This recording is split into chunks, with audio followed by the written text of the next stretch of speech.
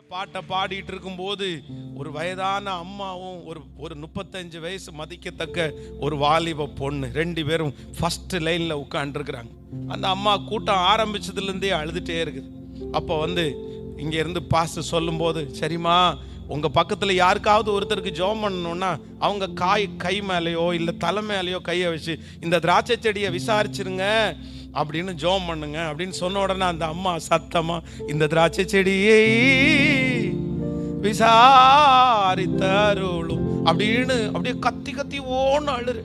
அந்த ஜெபம் முடிச்சுட்டு என்னம்மா பிரச்சனை அப்படின்னு கேட்டா, இது 35 வயசு தலை மேல போட்டிருக்கா, இவங்க அப்பா சின்ன வயசுல இறந்துட்டாரு, ரொம்ப கருப்பா இருக்கான்னு சொல்லிட்டு எல்லா மாப்பிள்ளையும் வந்து யாருமே இந்த பிள்ளைய கல்யாணம் பண்ணல, நான் எப்படி கல்யாணம் பண்ணுவேன் அப்படின்னு எனக்கு தெரியல. இந்த பிள்ளைக்கு 35 வயசுக்கு அப்புறம் ஒரு 28 27 வரைக்குமே நிறைய பேர் வந்தாங்க, அதுக்கப்புறம் ஒரு மாப்பிள்ளை கூட வீட்டுக்கு வரல. இன்னைக்கு 36 வயசு, நான் என்ன பண்ணுவேன்னு தெரியல, இந்த பிள்ளைக்கு எப்படி கல்யாணம் பண்ணி கொடுப்பேன்னு தெரியல, இன்னொரு பொண்ணு இருக்குது அப்படின்னு சொன்ன உடனே இந்த பாஸ் சொல்ற, இல்ல பரவாயில்ல இந்த பாட்டையே நீ பாடுமா அப்படின்னு சொல்லி இந்த போதகர் மனசுக்குள்ள நினைக்கிறாரு, ஆண்டவரே அடுத்த டைம் சொல்லும் சரி, அடுத்த டைம் இந்த சர்ச்சில் நான் பிரசங்கம் பண்ண வர்றதுக்குள்ள உன் பொண்ணுக்கு கல்யாணம் ஆகும் போ அப்படின்னு அனுப்பிவிட்டு அடுத்து பாஸ்டர் கூப்பிடுறாரு 6 மாசத்துக்குள்ள. இவருக்கு யாரையும் ஞாபகம் வரல, இந்த பொண்ணை தான் ஞாபகம், இந்த அம்மாவை தான் ஞாபகம் வந்துச்சு. ஐயோ போன டைம் சொல்லிட்டு வந்தோமே, அடுத்த டைம் வர்றதுக்குள்ள உன் பொண்ணுக்கு கல்யாணம் ஆகும்னு சொல்லி பயத்தோட வந்தா பின்னாடி ஒரு பெரிய மிலிட்ரி மேன், அந்த மிலிட்ரி மேனோட இந்த பொண்ணு உட்காந்துருக்குது.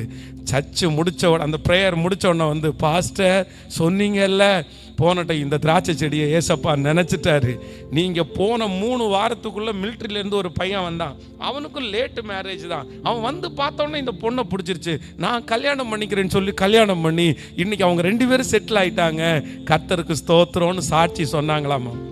நான் நம்புறேன் அந்த தேவன் தான் இந்த திராட்சை செடியை விசாரிக்க போறாரு, உங்க குடும்பத்தை கர்த்தர் நினைக்க போறாரு.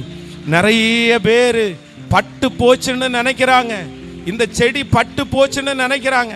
பிரதர், உங்க வாழ்க்கை பட்டு போச்சுன்னு நினைக்கிறாங்க, உங்க குடும்பம் பட்டு போச்சுன்னு நினைக்கிறாங்க. ஆனா இந்த ஆலயத்திலே உலாவுகிற கர்த்தர், இந்த வார்த்தையை பேசுகிற கர்த்தர் இன்று வாக்கு கொடுக்கிறார், நான் பட்டு போன விருட்சத்தை திரும்ப தழைக்க பண்ணுவேன்.